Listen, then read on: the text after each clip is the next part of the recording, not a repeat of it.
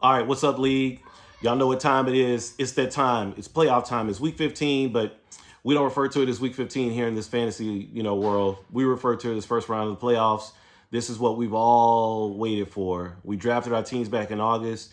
Hopefully, we built a roster that would stand the test of time and throughout the regular season, all the injuries and everything that goes along with it to get us to here. So there's a few select of us who get an opportunity to be in what we refer to as the big boy tournament, the championship bracket, all those different things to play for that coveted trophy that has all the previous champions on it. And of course, you win $1,000, but it's to have that name etched on the trophy is what we're all looking forward to. So we know who the current champ is, and he's still going to be defending it quite well, might I add, with the game getting ready to start tonight with his 49ers going. So we'll talk about that when we get to the matchups. But I know everybody's seen the brackets up there, but I will do it proper respect so we can get to the matchup. So I'll go through the rankings and everything so everybody knows who the seeds are, and then we'll go through everything, and we'll go through the toilet bowl first, get the toilet bowl out of the way, and then we'll talk about the big boy tournament. So let's go.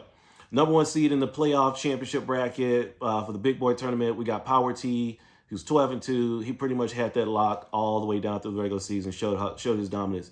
Number two seed is Silver Frank Big Wolf.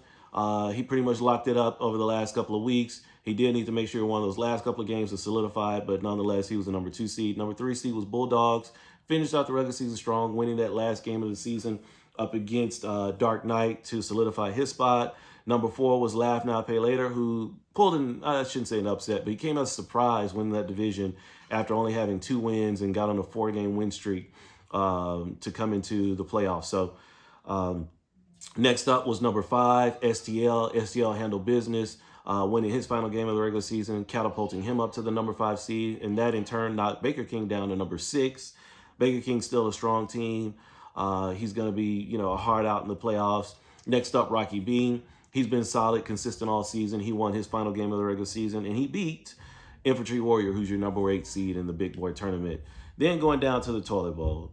So even though, these teams didn't have great seasons, they'll still get to have some kind of semblance of a postseason playing in the Toilet Bowl and playing for an opportunity to get their money back at the end of the day. Dark Knight was the number 1 seed out of that. Number 2 seed was King of the Gridiron. Number 3 was Fire Dogs. Number 4, Swagner. 5, Huckleberry. 6 was Greatest Show on Paper. 7 was GOAT. And rounding out the number 8 seed was AGM for Life. So with that said, we will get right to those Toilet Bowl matchups so we can get those out of the way. And the first one is Dark Knight versus the 2-12 AGM for Life at that number 8 seed. Mahomes, we know who Dark Knight has. Dark Knight has a solid team, right?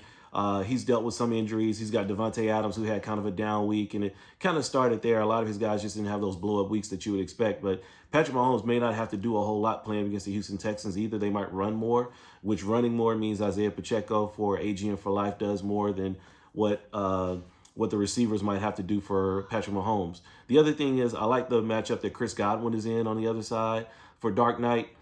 But I think the Patriots might try to do something with Devontae Adams. So we don't know who the Patriots are going to try to shut down. It could be the running, could be the passing. Either way, I'm leaning towards AGM for Life to win this game. So AGM for Life continues to have life and goes on in the postseason. The next, we got King of the Gridiron versus GOAT. GOAT lost last game of the regular season. He had some injuries, had to play some guys he probably normally wouldn't play. Plus, Ramondre Stevenson got hurt, which we don't know if he's going to play this week. King of the Gridiron's got a great team. He won... and he showed that his team can score a bunch of points. And I think had he not been for injuries, he'd definitely be in the big boy tournament. And so with that said, King of the Gridiron should win this game pretty easily and move on to the second round. Next, you got Fire Dogs versus Greatest Show on Paper. These two teams played in the regular season finale. Greatest Show on Paper took the L in that one, Fire Dogs winning. I think I'm going to go the same way I picked in the last one. I thought Fire Dogs would have lost. Greatest Show on Paper had some guys that just didn't perform. I think those guys step back up this week, and I think they get the win for them. And then finally, rounding out the Toilet Bowl, Swagner versus Huckleberry.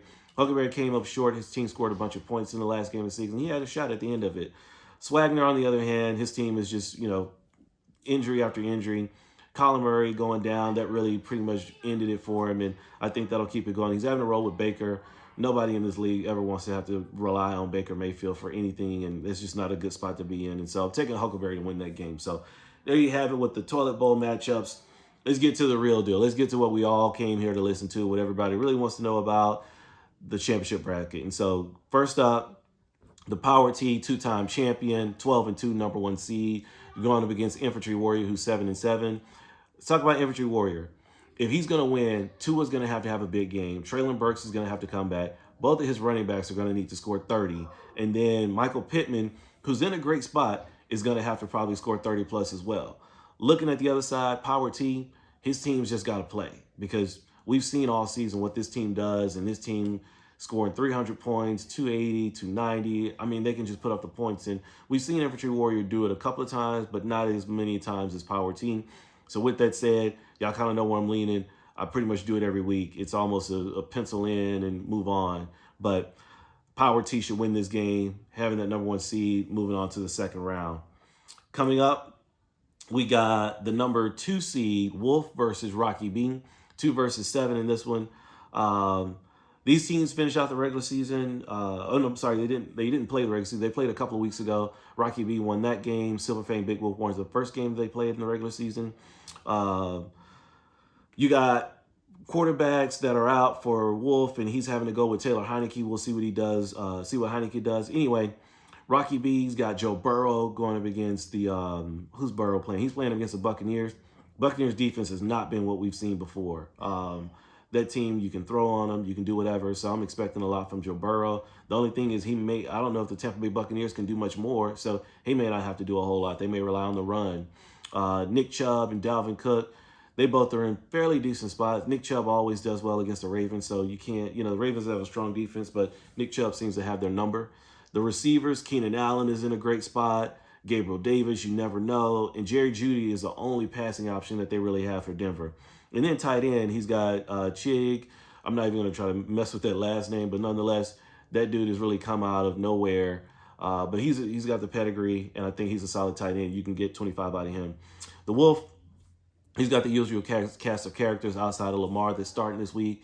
And so we'll see what Wolf does. He's practiced. He's ready for it. The guys had a good week. They're all excited. They're ready for this matchup. But y'all know how it goes. Due to my affiliation with the Wolf organization, can't make a pick in this game. So good luck, Wolf.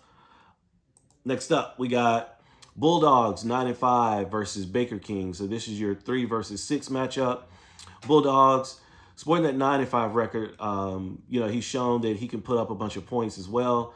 He hadn't shown that he could put up as much as Baker King. So you look at this matchup. You got Jalen Hurts versus Jared Goff. Believe it or not, there's probably a wash this week because Jared Goff, he puts up points like a madman.